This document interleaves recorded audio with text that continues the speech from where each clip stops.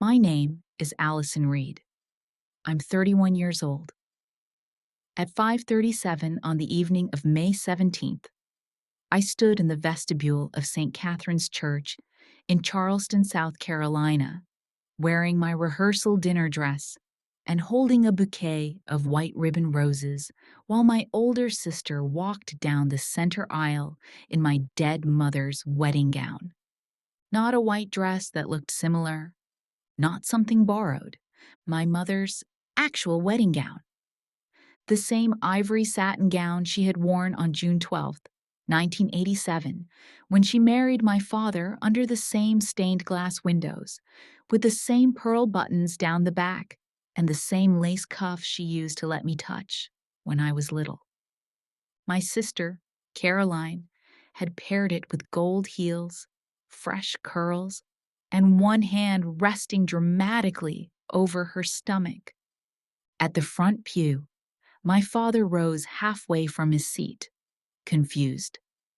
My fiancé, Matthew, turned toward me, his face draining, and Caroline smiled at the guests who had gathered for my wedding rehearsal and said, "Before Allison practices being a bride, I wanted everyone to know our family is getting its real blessing first.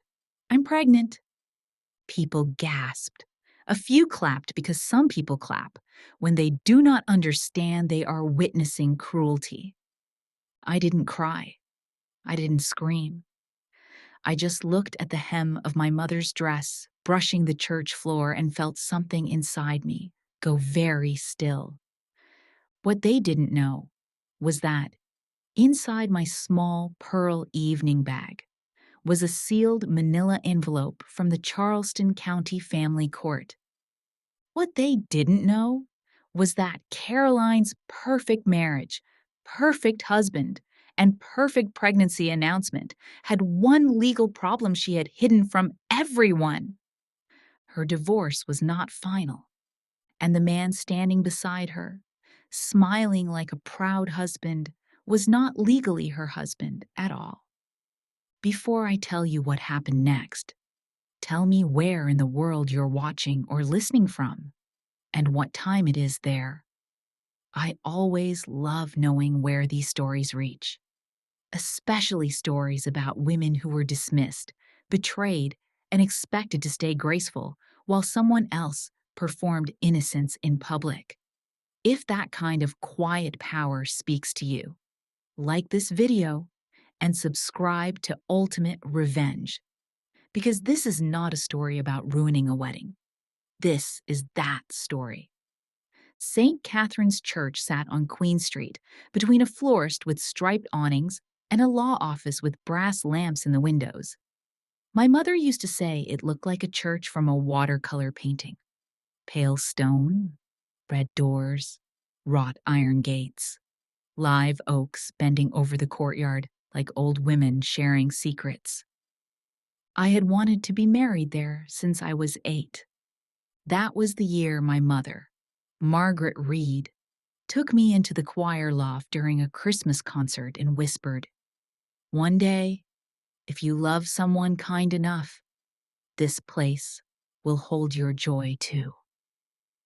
She was wearing a navy wool coat that smelled faintly of lavender and rain. Her hair was pinned at the nape of her neck. Caroline was 11 then, sitting below us beside my father, complaining that the choir was too slow. I remember my mother squeezing my mittened hand and smiling down at the altar. My mother died when I was 19. Ovarian cancer, 9 months from diagnosis to funeral. She was 46 years old. Some losses enter a family like a storm. My mother's entered like a light going out, room by room. My father, Thomas Reed, had been a gentleman before she died, a history teacher at Ashley Hall who collected fountain pens and remembered every student's favorite Civil War documentary. After she died, he became careful and tired. He still taught. He still wore pressed shirts. He still made coffee at 6:10 every morning. but the center had gone out of him. Carolyn filled the empty space loudly. She was 34 at the time of my wedding rehearsal, 3 years older than me, a real estate agent with glossy hair, sharp cheekbones, and the kind of confidence people often mistake for competence. She had married a man named Ryan Holloway when she was 28 in a country club ceremony where she changed dresses twice and corrected the photographer in front of the guests. Their marriage lasted 3 years and 11 months before she announced at Thanksgiving that they were consciously uncoupling. That was Caroline's phrase.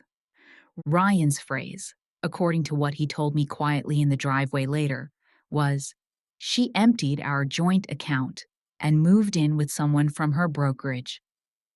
The someone was Bennett Cole. Bennett was 36, tall, tan, and nearly handsome if you did not look too long at his eyes. He owned a boutique property development company that specialized in turning old Charleston houses into vacation rentals with brass hardware and no soul. He wore loafers without socks, called women darling when he wanted them to feel small, and used the word legacy as if he had invented it. Caroline introduced him to the family 6 weeks after leaving Ryan. "This is Bennett," she said at Sunday lunch at my father's house. "We don't need judgment. We found peace." My father blinked at the speed of it, but said, "It's nice to meet you." I said nothing, because I had learned by then that Caroline treated any question as an attack and any silence as surrender. Caroline had always believed the family stage belonged to her. As children, she turned birthdays, graduations, and holidays into auditions. If I got a good report card, she had a headache. If I won a spelling bee, she announced she had been invited to the gifted arts program. If I got my driver's license on the first try, she cried at dinner because my parents had not celebrated her enough when she passed 3 years earlier.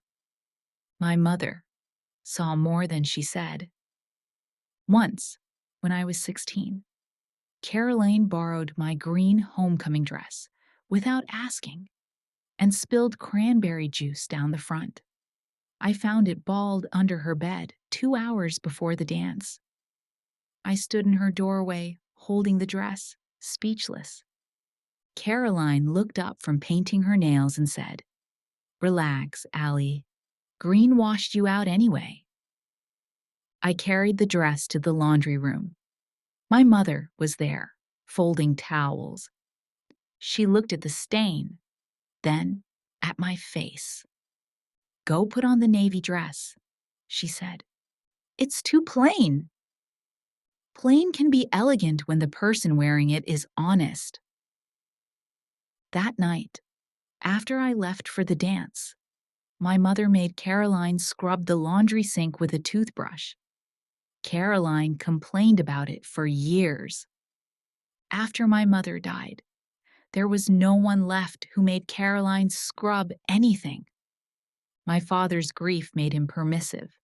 He mistook keeping peace for keeping family. Caroline learned that if she cried first, spoke loudest, or invoked our mother dramatically enough, she could take almost anything and call it sentiment. The first serious example came with Mom's jewelry. My mother had left a handwritten note in her cedar keepsake box. Her pearl earrings were for me. Her sapphire pendant was for Caroline. Her gold wedding band was for my father to keep. Her charm bracelet was to be divided later, charm by charm, when both daughters were ready. Caroline took the entire bracelet 3 weeks after the funeral. I found out at a charity luncheon that December when I saw it on her wrist, the tiny silver church charm, the enamel peach from a Savannah trip, the little book charm my father gave my mother after Caroline was born.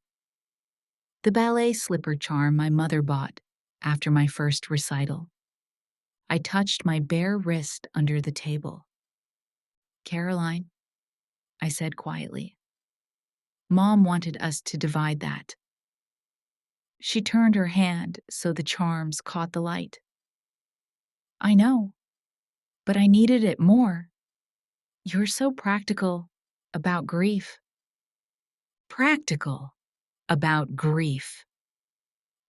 As if mourning were an office supply cabinet I kept organized. My father heard. He stared at his salad. He did not intervene. The second example happened at my college graduation party. I had finished my degree in accounting from the College of Charleston with honors after taking a semester off during Mom's treatment. My father hosted a small backyard dinner. I wore a white eyelet dress and my mother's pearl earrings. For once, the evening felt gentle. At 7:20, just as my father raised a glass to toast me, Caroline stood and placed both hands on the table. Before Dad gets too emotional, she said, smiling, Ryan and I wanted to share something. She lifted her left hand. A diamond ring flashed. They had become engaged that morning, she said, though later I learned Ryan had proposed 2 weeks earlier. Everyone cheered. My father's toast became a toast to both daughters. The graduation cake remained in the kitchen until the icing softened. That night, as I helped my father load dishes into the dishwasher, he said, You understand, don't you? Your sister has always needed a little more reassurance. I closed the dishwasher door. Yes, I said. I did understand. I understood that my milestones came with an asterisk. The third example was the house. After Mom died, my father kept her wedding gown in a garment box under his bed for years. It was wrapped in acid-free tissue with a handwritten note from my mother tucked inside the lid. For my girls, if either of them wants to carry a little of me with her. When Caroline got engaged, she asked to wear it. My father brought the box into the living room and opened it with hands so careful they trembled. Caroline lifted the gown by the shoulders, held it against herself in the mirror, and frowned. It's beautiful, she said, but it's too old-fashioned. The sleeves are giving tragic nun. My father flinched. I remember because I was standing beside the fireplace, holding a cup of tea. Caroline chose a strapless designer gown instead. The dress cost $14,000 and had to be flown from New York. She never mentioned Mom's gown again. When Matthew proposed to me on October 9th, on the Battery under a sky turning lavender over the harbor, the first thing I thought after yes was Mom. Matthew Ellison was 33, a pediatric physical therapist with warm brown eyes, quiet hands, and a way of listening that made you feel your sentences could rest.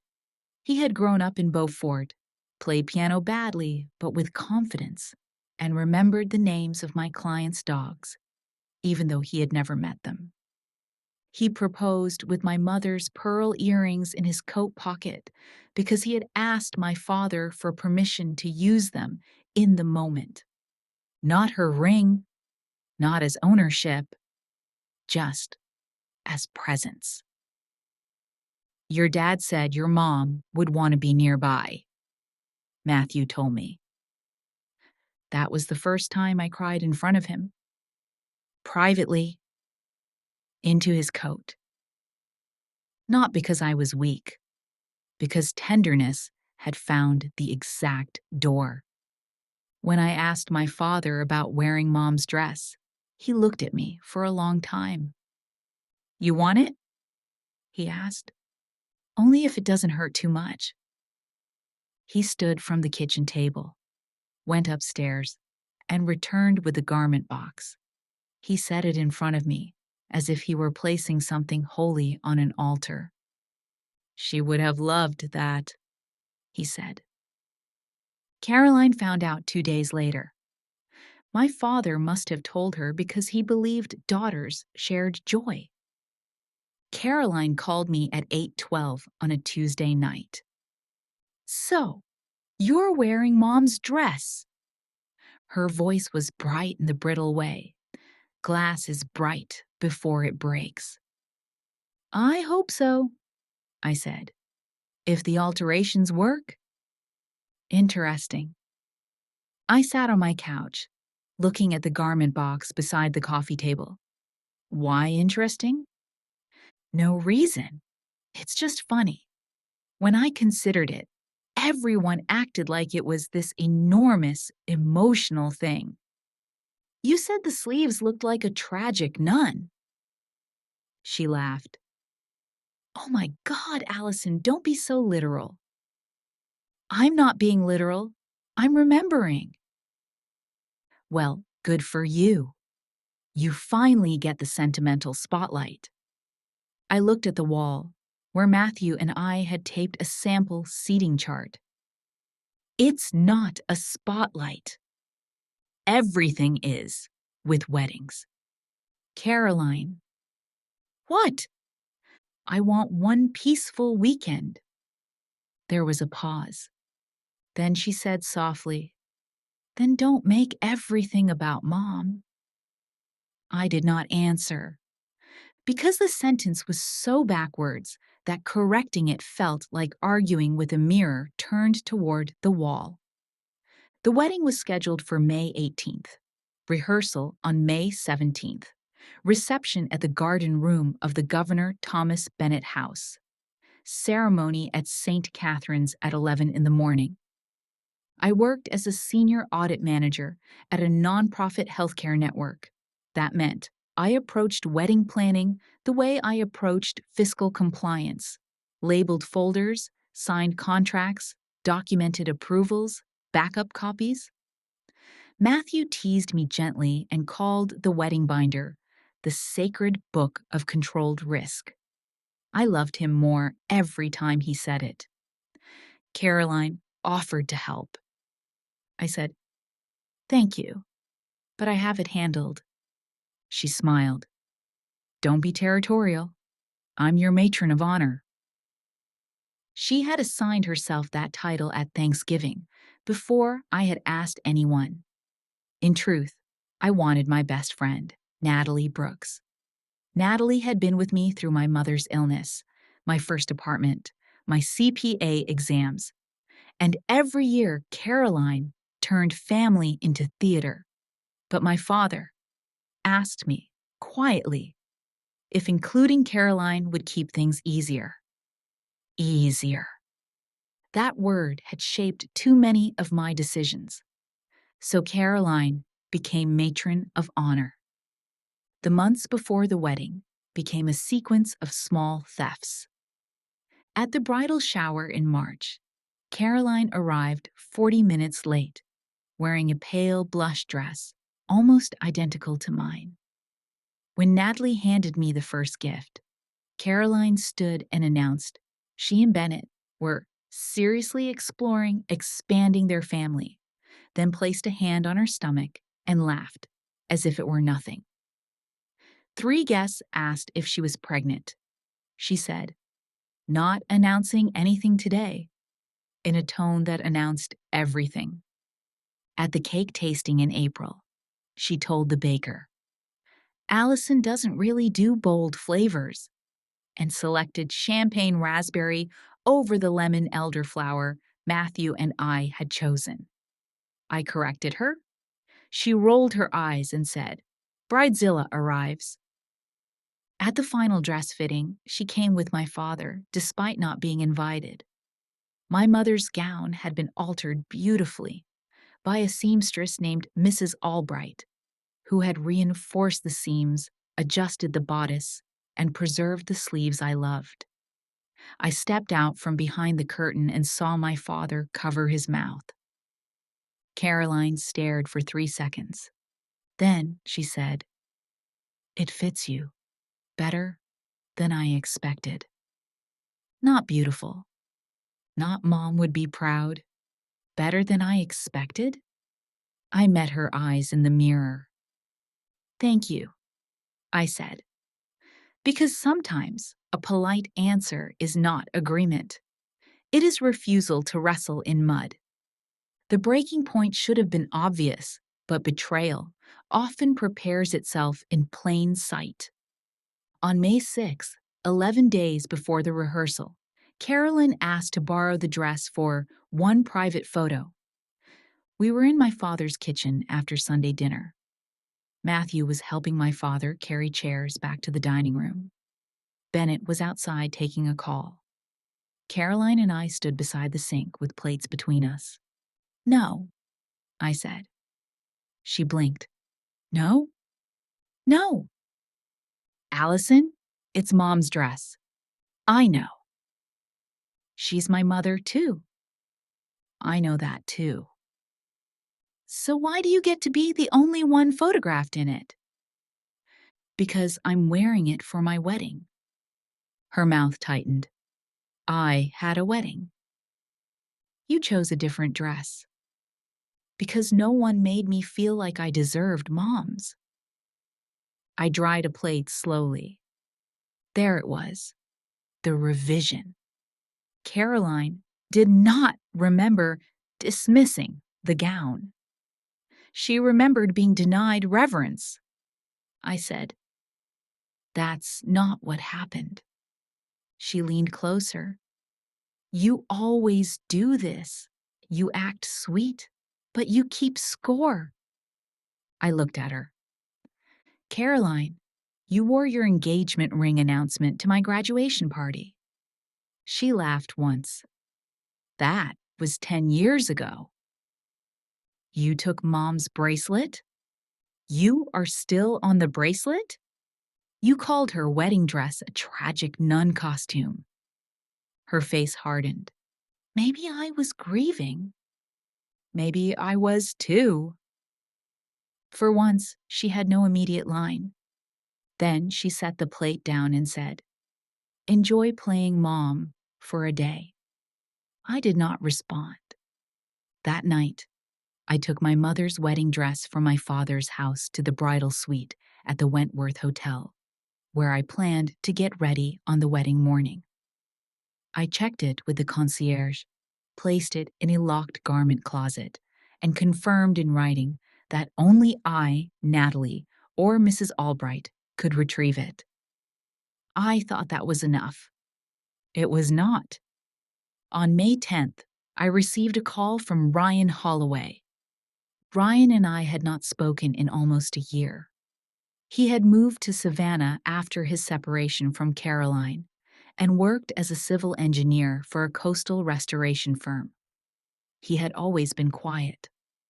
Too quiet for Caroline, who mistook still water for emptiness. His call came at 3:48 in the afternoon while I was reviewing vendor insurance certificates at work. "Allison," he said, "I'm sorry to bother you." "Ryan, is everything okay?" There was a pause. "I don't know." I stepped into the small conference room and closed the door. He exhaled. "I heard Caroline is telling people she and Bennett are married." I looked at the glass wall. My reflection looked composed. Inside, something shifted. "She says they had a private courthouse ceremony," I said. "When?" "Last fall, October, I think." Ryan was silent. Then he said, "Our divorce isn't final." I sat down. "What?" "The judge rejected the settlement because Caroline never disclosed a brokerage commission account. My attorney has been trying to get amended financials for months. We have a final hearing scheduled in June. I assumed she told people we were still legally married." My hand rested on the conference table. Still. She didn't. I'm sorry. Does Bennett know? I don't know. I thought he did. Maybe he doesn't care. Why are you telling me now? Ryan hesitated. Because I saw a post from Bennett's sister about your wedding weekend. She called Caroline his wife and said they were going to announce a blessing. I don't trust that phrase. Neither did I. Do you have documentation? I asked. Yes. Can you send it to me? I can, but, Allison, I don't want to create drama at your wedding. I looked through the glass at my desk, at the neat stack of folders waiting for me. Ryan, I said, Caroline creates drama whether anyone documents it or not. At 4:22, Ryan emailed me a PDF from Charleston County Family Court. Pending divorce, Caroline Reed Holloway and Ryan James Holloway. Final hearing scheduled June 23rd. No final decree entered. Attached was a notice regarding undisclosed assets. I printed 2 copies. One went into my wedding binder. One went into a manila envelope that I sealed with tape and placed in my purse. I did not tell Matthew at first.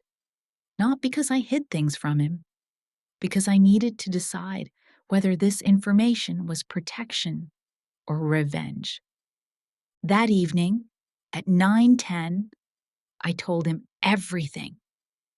We were sitting on the floor of our apartment, surrounded by welcome bags for out-of-town guests.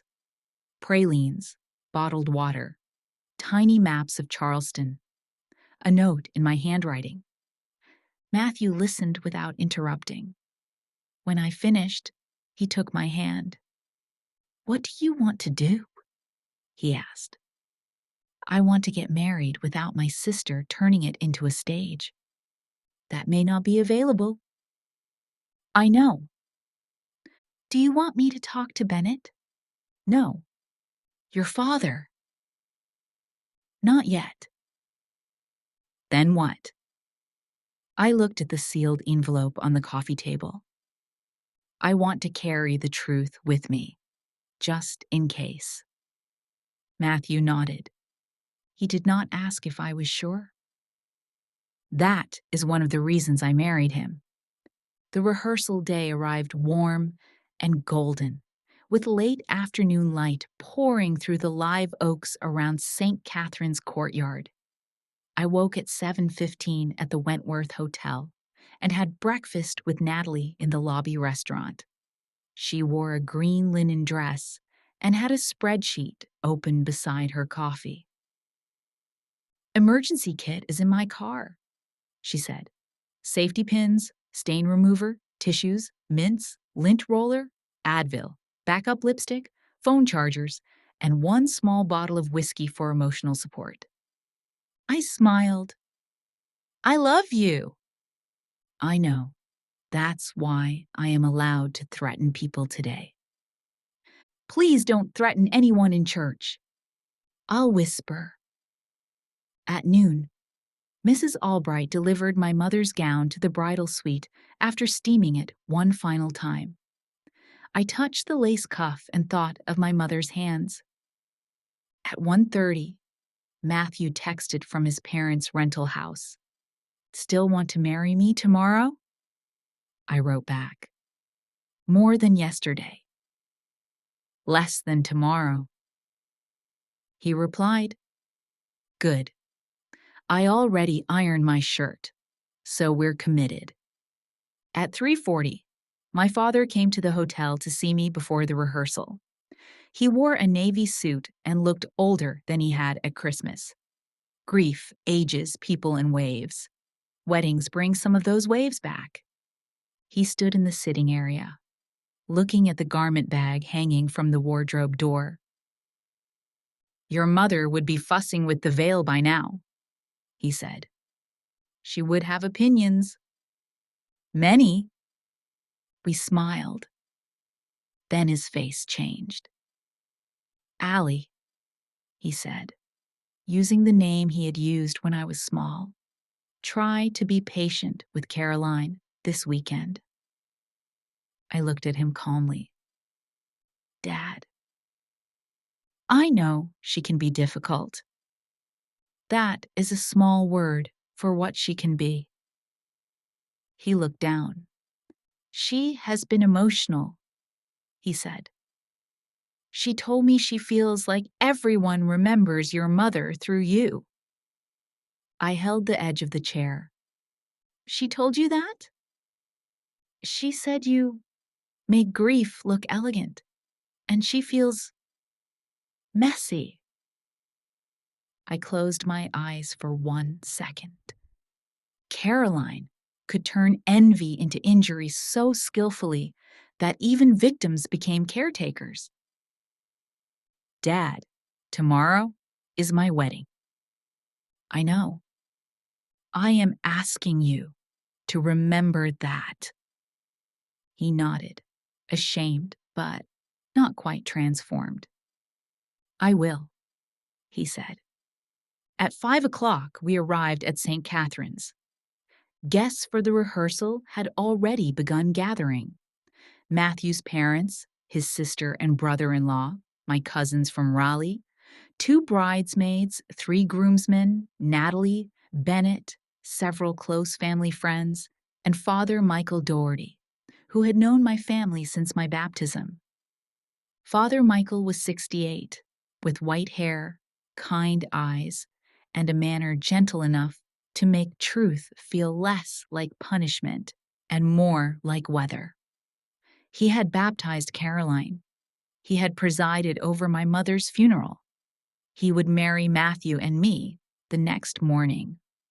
He greeted me at the front of the church at 5:12.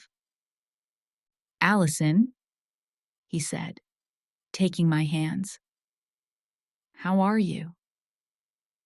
I looked at the altar flowers, white hydrangeas and pale blue delphinium. Ready? He smiled. That is better than calm. Caroline was late. Of course she was. At 5:25, Natalie checked her phone. No answer. My father frowned near the first pew. Bennett stood beside him wearing a gray suit and checking his reflection in his phone screen. He did not seem concerned. At 5:32, the church doors opened. For one moment, I thought the late afternoon sun had changed the color of the vestibule. Then I saw the ivory satin. Carolyn stepped into the aisle, wearing my mother's wedding dress. She had altered it. That was the first thing I noticed. The sleeves had been pushed off the shoulders. The bodice had been pinned tighter. The lace cuffs I loved were tucked inside like something embarrassing. The pearl buttons strained slightly at her back. Her curls fell over one shoulder. Her makeup was luminous. Her left hand rested on her stomach. The church went silent in layers. First the bridesmaids, then Matthew's family, then my cousins, then my father. I heard Natalie inhale sharply beside me. Matthew moved toward me, but I lifted one hand slightly. Not yet. Caroline began walking down the aisle slowly, as if music were playing, though none was. Bennett straightened. His smile widened. He looked proud. My father whispered, Maggie's dress. Caroline reached the front and turned to face everyone. I know this is Allison's rehearsal, she said, laughing softly. And I promise I won't steal too much attention. She paused. She wanted the pause. She needed the room leaning toward her. But this dress belonged to our mother, and I realized today that Mom would want both of her daughters to share in her legacy. So before Allison practices being a bride, I wanted everyone to know our family is getting its real blessing first. Her hand pressed her stomach. I'm pregnant. There were gasps, a few confused claps. Bennett wrapped one arm around her waist and kissed her temple. My father sat down hard. I looked at the dress. My mother's dress. Cut, pinned, performed. Something sacred had been turned into a prop. I didn't cry. I didn't scream. I just reached into my pearl evening bag and touched the sealed envelope. Caroline looked at me with wet eyes that were not crying. They were shining for effect. Say something, Allie. Everyone turned. The old Allison would have swallowed the moment. She would have smiled. She would have said congratulations. She would have protected her father, the guests, the rehearsal, the piece. She would have made herself smaller so Caroline could call it family. But I had carried the truth for exactly 1 week. And truth has weight. It changes your posture. I looked at Father Michael. Father, I said quietly, before we continue, may I ask you something privately? Caroline's smile faltered. Why privately? Father Michael studied my face. I think he knew immediately that this was not jealousy. Of course, he said. Caroline laughed. Allison, don't be dramatic. I know this is emotional for you. I turned to her. No, I said. You don't. 2 words. Calm. Enough. Father Michael led me into the small sacristy off the right side of the altar. Matthew came with me because I reached for his hand. Natalie followed without being asked and closed the door. Inside, the room smelled of candle wax, old wood, and linen. Vestments hung behind a narrow cabinet. A small crucifix rested above a writing desk. My hands were steady as I opened my bag and removed the envelope. This was sent to me by Ryan Holloway, I said. Caroline's legal husband. Father Michael's brows drew together. Legal husband? I handed him the envelope. He opened it carefully, removed the court documents, and read. Matthew stood beside me, his thumb brushing once across my knuckle. Natalie looked at the door as if guarding it with her whole body. Father Michael read the first page, then the second. He looked up slowly. Allison? Does Bennett know this? I don't know. Does your father? No. And Caroline? Caroline knows whether her divorce is final. His face saddened. Outside the sacristy door, voices murmured. Caroline's laugh rose once, bright and nervous. Father Michael folded the documents and placed them back inside the envelope. She intends to present herself tomorrow as Bennett's wife? She has been doing that for months. And now, a pregnancy announcement during your rehearsal. Yes. He looked at Matthew. Do you want to postpone rehearsal? Matthew looked at me. I loved him for that, too. He knew the wedding was ours, but the wound was mine. No, I said. I want to continue Ka. But I will not stand in that church while my sister wears my mother's dress as a costume for a lie. Father Michael nodded. Then we will handle it with truth and restraint. Natalie whispered, I can also handle it with a folding chair. I looked at her. She lifted both hands. Truth and restraint. Fine. When we returned to the church at 5:46, Caroline was standing near the front pew, accepting whispered congratulations. Bennett had one hand in his pocket, smiling like a man already imagining a Christmas card. My father sat motionless. He had not looked at me once. Father Michael walked to the center aisle. "Before we proceed with Allison and Matthew's rehearsal," he said, his voice even, "I need to clarify something important." The room quieted. Caroline tilted her head. "Father?" He looked at her not unkindly. "Caroline, are you presenting yourself publicly as Bennett Cole's wife?" The question landed strangely because it was too formal for the moment she had staged. Caroline blinked. "I mean, yes. We had a private commitment." Bennett's smile tightened. Father Michael said, "A private commitment is not a civil marriage." Caroline's cheeks flushed. "We don't need a lecture on paperwork." "No," Father Michael said, "but we do need honesty inside this church." My father looked up. Father Michael continued, "I have been given documentation showing that your divorce from Ryan Holloway is not final." The silence that followed was complete. Not quiet. Complete.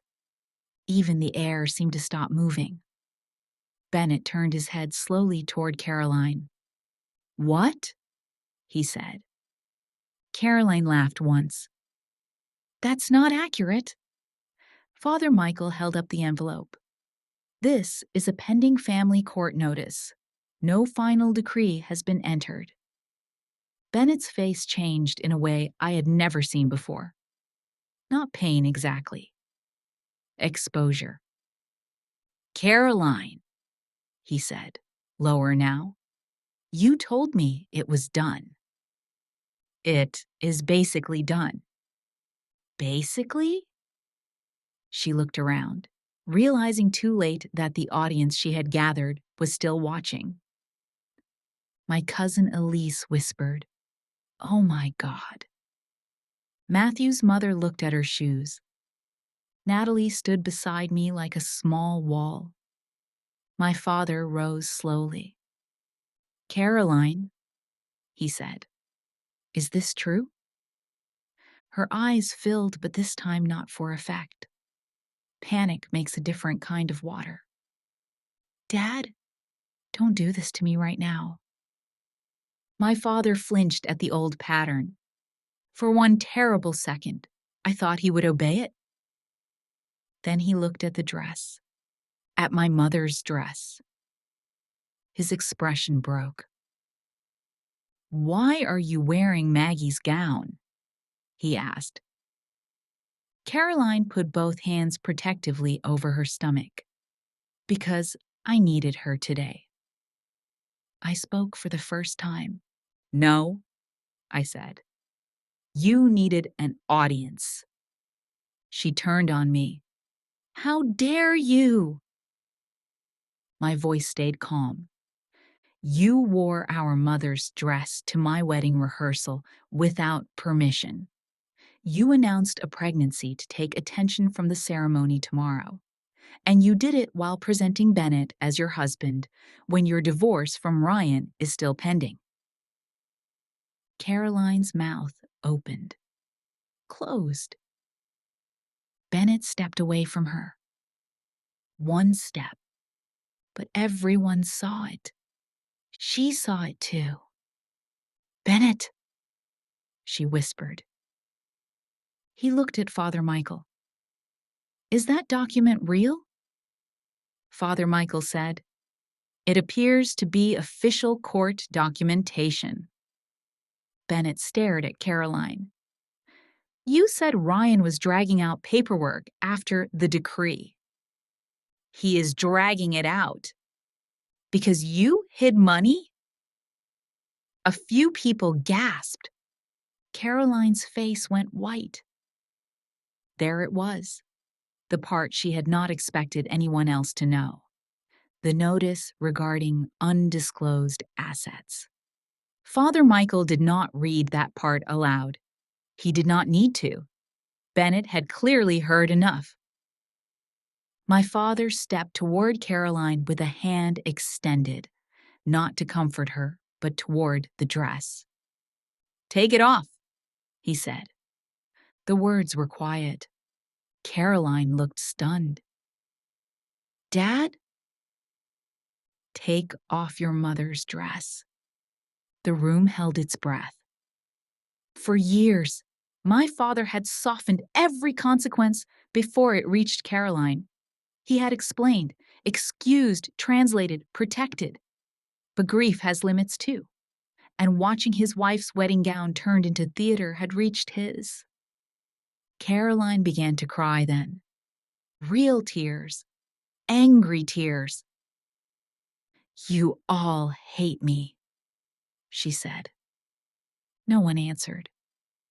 Because no one had said hatred. Truth often sounds like hatred to people who relied on lies being treated gently. Natalie stepped forward.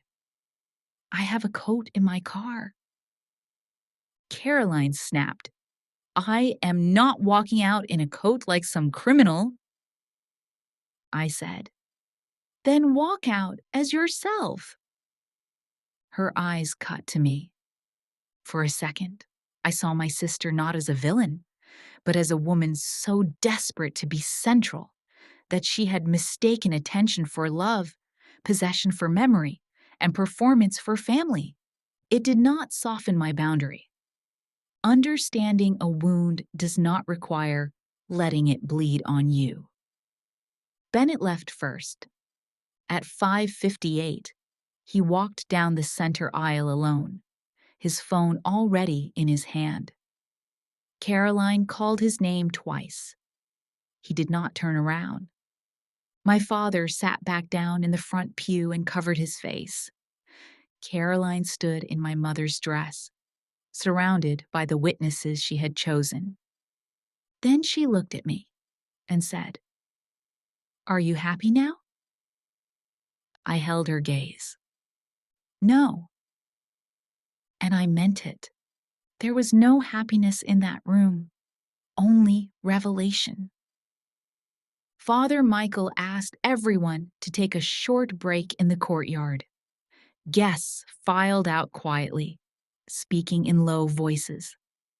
Matthew's mother squeezed my arm. My cousin Elise whispered, "I'm so sorry." Natalie remained at my side. Caroline stayed near the altar. My father approached her. "Go to the parish hall," he said. "Natalie will bring the coat. Change out of the dress. Now." For once, Caroline obeyed. She walked toward the side door, holding the skirt up slightly so it would not drag. That small gesture almost undid me. Not because of her, because my mother had once taught us both how to lift a formal skirt when climbing stairs. At 6:21, Natalie returned with the dress folded over her arms, wrapped in a clean white sheet from the parish linen closet. Her mouth was set in a hard line. "Mrs. Albright will need to look at it," she said. I touched the sheet once. "Thank you? Do you want me to hide Caroline in a bell tower?" "No." Just offering options. The rehearsal resumed at 6:34. That may sound impossible, but life often continues after exposure because there are still chairs, flowers, schedules, and people who showed up for love rather than spectacle. Caroline did not return.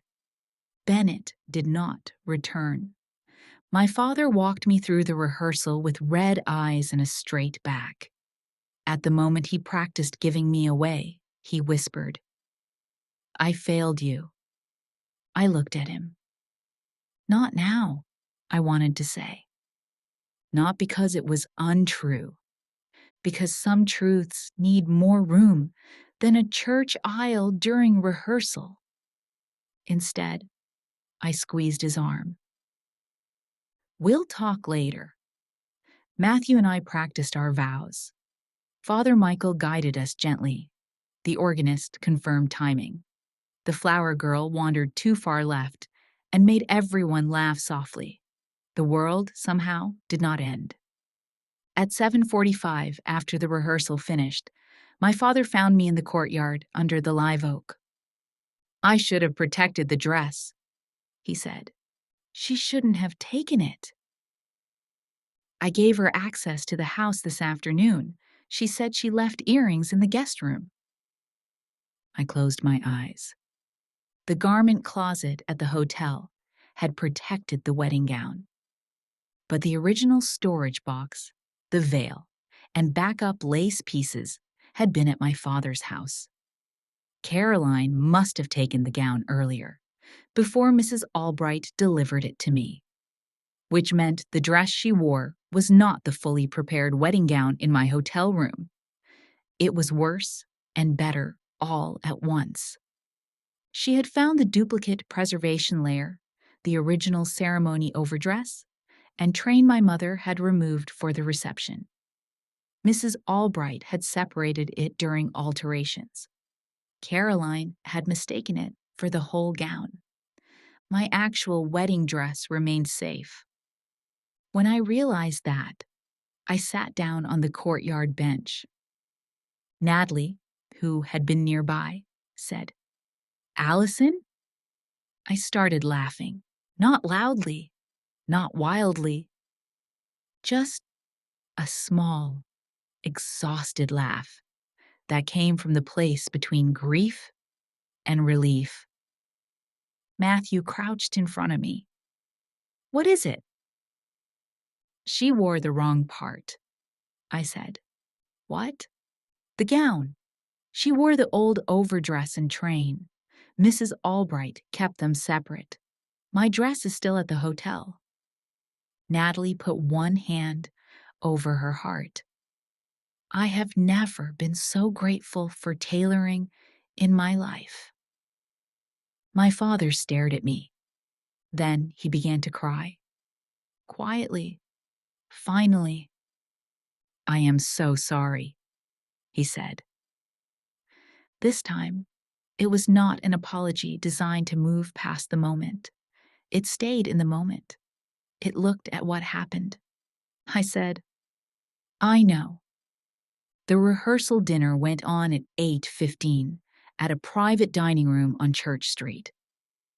Caroline did not attend. Bennett did not attend. Their place cards remained on the table until Natalie removed them and slipped them into her purse without comment. There were toasts, gentle ones. Matthew's father spoke about kindness. My cousin Elise told a story about me organizing a hurricane supply closet at age 12. My father stood at the end and lifted his glass. "When my wife Margaret was alive," he said, voice uneven, "she used to tell me that Allison had a quiet strength I did not always understand. I think I understand it better tonight." He looked at me. "I am proud of you, sweetheart." The room went soft. I nodded because if I tried to speak, the night might finally enter my throat. At 10:40, back at the hotel, Matthew and I sat in the hallway outside the bridal suite because tradition said he should not see the dress, and neither of us wanted to be alone. "Do you want to postpone tomorrow?" he asked. "No." "Do you want Caroline there?" "No." He nodded. After a while, he said, "Do you regret using the envelope?" I thought carefully. "No, I regret needing it." He leaned his head against the wall. "That's fair." At 11:26, Caroline called. I let it ring. At 11:29, she sent a text. You destroyed my life. At 11:32, Bennett won't answer me. At 11:37, Mom would be ashamed of you. I stared at that last sentence for a long time. Then I typed, Mom would have asked you to take off her dress. I sent it and turned off my phone. The next morning, May 18th, sunlight entered the bridal suite at 7:05 in long gold strips across the floor. Natalie arrived with coffee, bagels, and the energy of a woman prepared to physically block chaos. Mrs. Albright came at 8:15 to inspect the real gown. It was perfect. Ivory satin, pearl buttons, lace sleeves intact, my mother's veil repaired with tiny invisible stitches. When Mrs. Albright helped me step into it, the room went quiet. Natalie cried openly. I know crying is not the brand, she said, wiping her face. But I am not the narrator. I laughed. My father came at 10:20. He stopped in the doorway. For a moment, he was not a tired widower or a father who had failed to intervene soon enough. He was a man seeing his wife and daughter in the same breath. You look like yourself, he said. That was the greatest compliment he could have given me. At 10:50, as we prepared to leave for the church, Father Michael called. Allison, he said, Caroline is here. I closed my eyes. Where? Outside the church office. She's asking to attend. Is she wearing white? No. What is she wearing? A navy dress. I almost smiled. Plain can be elegant when the person wearing it is honest. Does she want to apologize? She says she wants to be present for family. Of course. I looked at Matthew, who had come to the suite door but stood behind the frame, so he would not see me fully. Natalie held up both hands in warning, as if ready to tackle tradition itself. I said to Father Michael, she may sit in the back if she agrees not to speak. Stand, announce, interrupt, approach the front, or attend the reception. If she cannot agree, she needs to leave. Father Michael repeated my conditions. There was a pause. Then he said, she agreed. At 11 o'clock, the church bells rang. At 11:07, my father and I stood behind the red doors of St. Catherine's. Are you ready? He asked. I looked at the aisle, at the flowers, at Matthew waiting near the altar, at the guests standing, at my mother's dress, whole and unaltered, resting against my skin, at Caroline in the back pew, face pale, hands folded tightly in her lap. Yes, I said. The doors opened. This time I walked down the aisle. Not Caroline, not a spectacle, not a lie. Me! The ceremony was beautiful in the way honest things are beautiful. Not flawless. Honest. Matthew's voice shook during his vows. Mine did not until the last sentence, when I promised to build a home where kindness would never be confused with weakness. Father Michael smiled slightly when I said it. At 11:42, he pronounced us husband and wife. People clapped for the right reason. Outside the church, Caroline stood near the side gate as guests moved toward the reception shuttles. She did not approach until my father walked over to her first. They spoke for 3 minutes.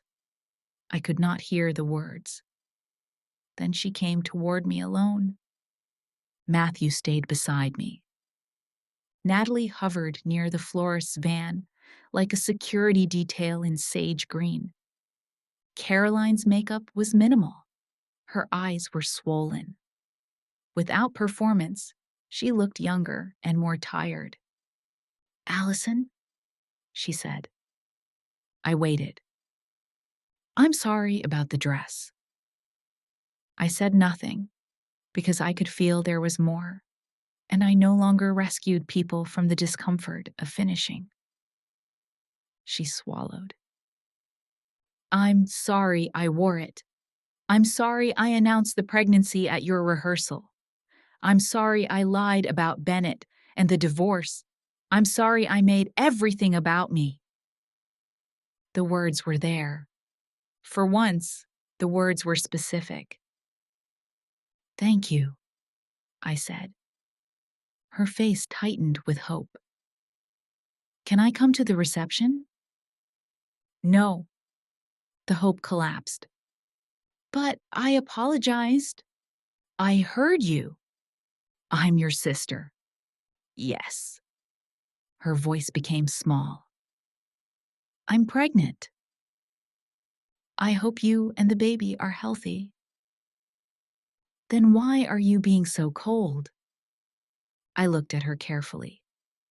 "I am not being cold. I am being clear."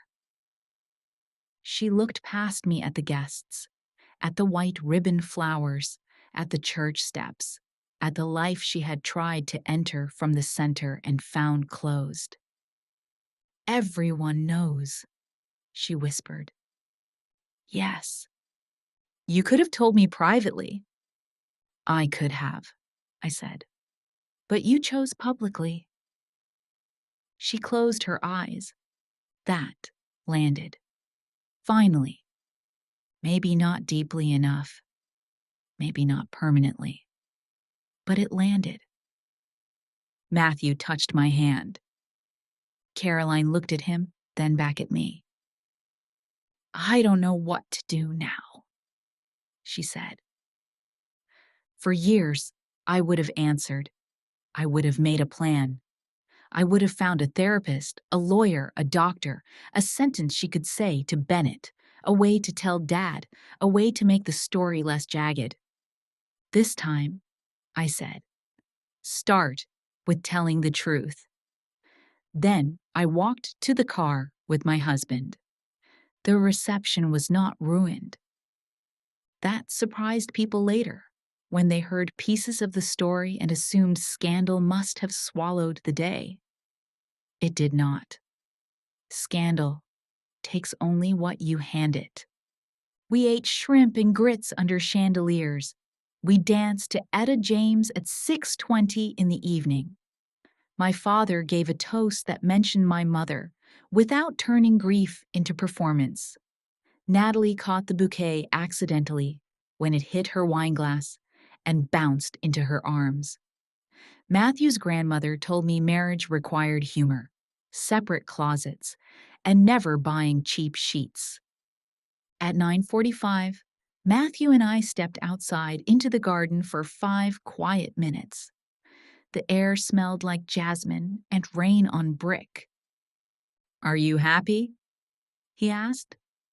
I looked through the window at people dancing, at my father speaking with Matthew's mother, at Natalie laughing with a groomsman, at the empty space where Caroline might have been if she had known how to stand beside someone else's joy without trying to wear it. "Yes," I said, and I was. Not because everything was perfect, because what was true had survived. The months after the wedding were complicated. Caroline's life unraveled in public because she had tied too many lies to public admiration. Bennett ended the relationship within 2 weeks. Whether he left because of the divorce, the hidden commission account, the pregnancy, or the embarrassment, I never knew. Ryan's attorney used the undisclosed assets notice to push the divorce forward. The final decree came through on July 8th. The pregnancy was real. That part mattered. On December 2nd, Caroline gave birth to a daughter named Clara. My father called me at 4:10 in the morning, crying so hard I could barely understand him. "She's here," he said. "She's tiny. She has Caroline's mouth." I sent flowers to the hospital, white lilies and pale pink roses. The card said, "Welcome, Clara. May your life be gentle and true." Caroline sent a text 3 days later. "Thank you." Just that. It was enough for then. My father began therapy in August. He told me this during Sunday coffee at my apartment, looking embarrassed as he stirred sugar into his mug. "I should have gone after your mother died," he said. "Yes." He laughed softly. "You don't soften much anymore." "I soften where it helps." He nodded. We talked more honestly after that. Not perfectly. Families do not heal because of one dramatic night in a church. They heal, if they heal at all, through repeated truth told without theater. Caroline and I did not become close. That is important to say. People love endings where sisters cry, forgive, and begin having lunch every Saturday. That did not happen. She apologized twice more, once by text and once in person at our father's birthday dinner. I accepted both. Acceptance is not the same as access. I saw Clara twice that first year. She was beautiful. Dark hair, serious eyes, tiny fist wrapped around my finger with surprising strength. I hoped, holding her, that someone would teach her love without performance. Maybe Caroline would. Maybe consequence would make her gentler. Maybe motherhood would not cure what honesty had only begun to expose. I do not know. What I know is this. I stopped confusing compassion with availability. That was the lesson my wedding gave me. Not that my sister was cruel. I already knew that. Not that my father had failed me. I had known that too, though I had named it softly for years. The lesson was that peace built on silence is not peace.